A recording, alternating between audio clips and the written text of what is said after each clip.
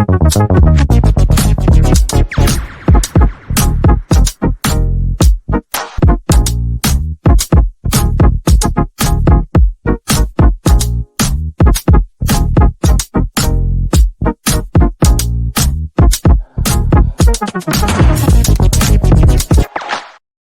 everybody, Russ on the West Ham Network. Hope you're safe and well. Happy Monday. Should name a band after that.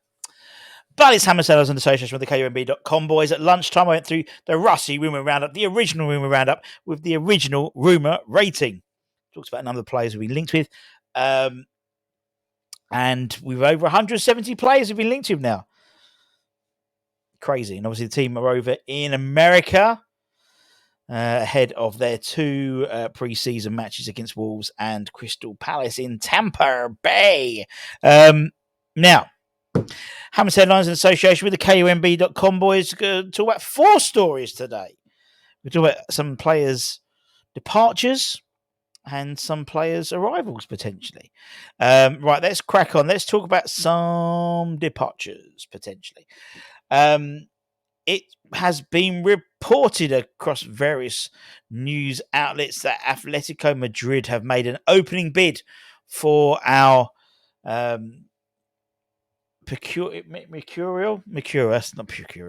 mercurial centre-half Nayef Aguerd.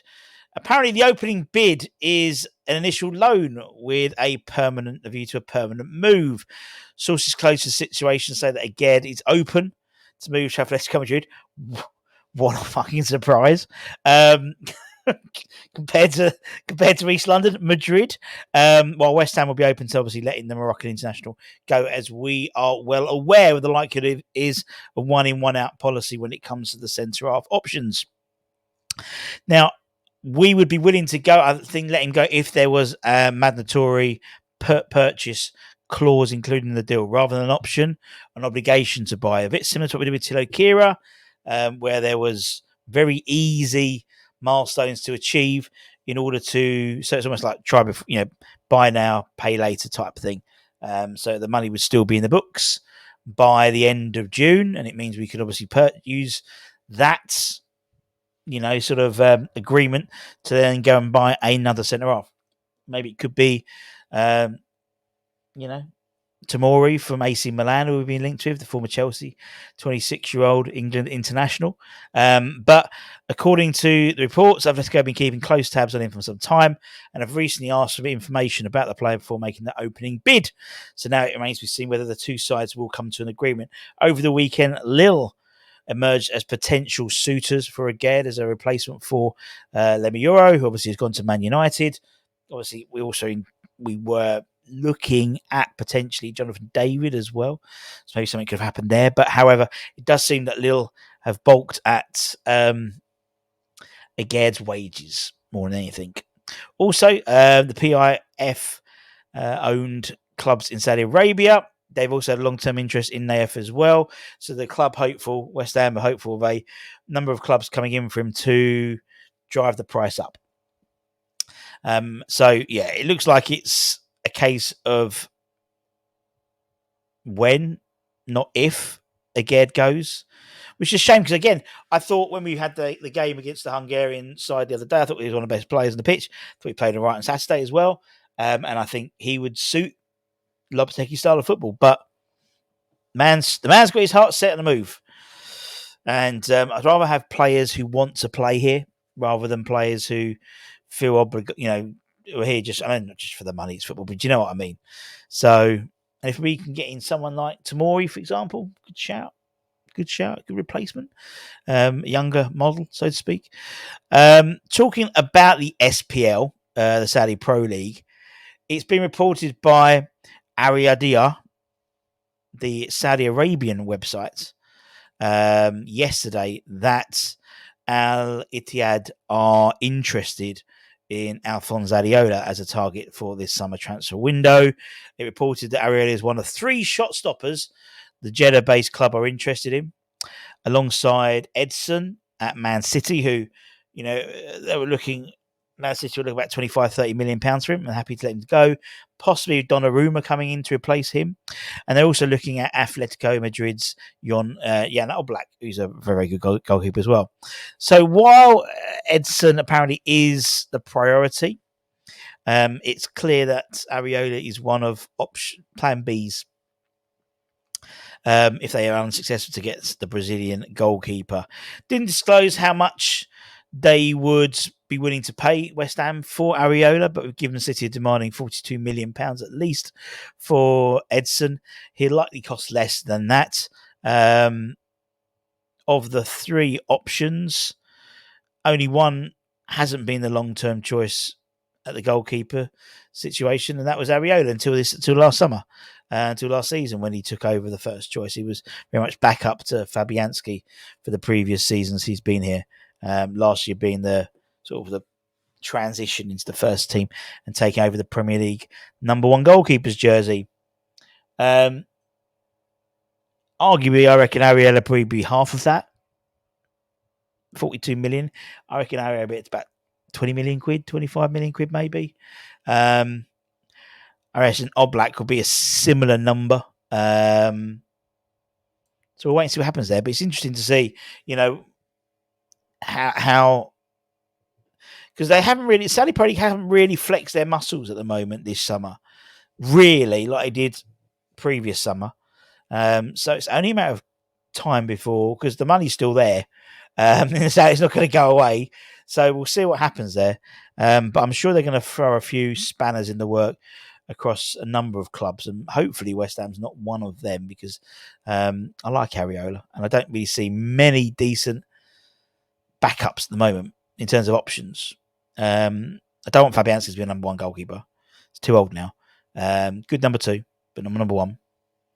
And it would be good to see, and there's no real outstanding candidates unless you go and spend a lot of money on taking another club's number one, which again they're unlikely to do. We'll wait and see. Let's talk about some incoming, shall we? Obviously, we're in the midst of the pre-seasons, and it gives us a real opportunity to see what's happening with West Ham. And obviously, there were some good performers on Saturday. I thought Kilman played well. I thought Andy Irvine played well. Still waiting for the club to make an official announcement on his signing, although Rob did interview him on the website, but still hasn't been officially announced, in all honesty. But what's quite interesting is looking at who's not included in the pre-season. Now, we know the international players are still away, but they're due to come back in the next week or so, I believe. Obviously, Bowie got engaged, didn't he? Yesterday, congratulations to Jared. But some of our targets were left out of pre-season, most notably, well, three of them really. Southampton beat Eastleigh 3-1 on Friday, but no sign of Kyle Walker-Peters in the squad at all. The speculation over his move to East London intensifies.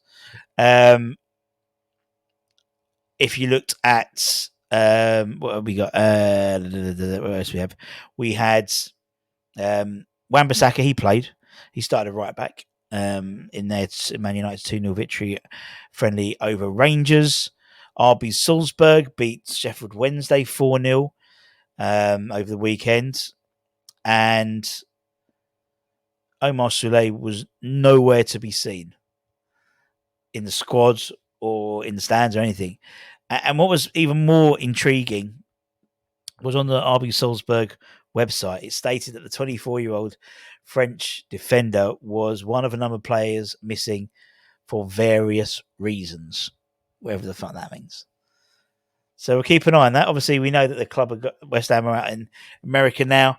None of the other clubs are over in America as well. So it'll be interesting to see what happens, particularly the next round of pre-season friendlies, who's in and who's out. And lastly, let's talk about Matthias Soule. Now, back last week, Gazzetta dello Sport said West Ham had entered in the race alongside Leicester and Roma in a chase for Matthias Soule. Both Leicester and Roma were keen on the winger, but offers they put in hadn't convinced Juventus to sell. Now, according to Tutto Sport, they claim West Ham could easily overtake Leicester and Roma to secure the 21-year-old signature this summer. Juventus are apparently requesting €35 million for Soule, but are willing to close the deal at 30 million plus 5 million bonuses. The deal proposed apparently by Leicester has totaled about 27 million euros, and the report says that this is more than they want. This is more what they offered. So they basically want more than that. Bad English there in terms of me. I do apologise. So this sort of low ball, but sort of 27 million euros, and it's ridiculous. Has allowed the Hammers to enter the race, and they are apparently about to burst onto the scene. According to Tutto Sport, claims intermediaries involved in the deal are about to complete the work with ambitious West Ham, and it's well believed that if West Ham offer the 35 million euro fee, 30 plus 5, requested by Juventus in the next 48 hours, Roma and Leicester will have to match it, but it's claimed that West Ham could take a jump in discussions to sort out the South American star's future. It'll be interesting to see where he ends up. Apparently, his preference is to stay in Italy and stay in Serie A and stay, i.e. go to Roma. But below the Premier League, below the project, we'll wait and see. We shall wait and see. And that's it, my friends. Thank you very, very much for your time, as per usual. As I said, if you're new around here, thanks for joining us. Don't forget to like, comment, share, all that good stuff. And until next time, take care, stay safe, stay warm. Check out leedsandmamabrand.com for latest news, reviews, and opinions. And we'll see you very, very soon. Much love. Bye-bye.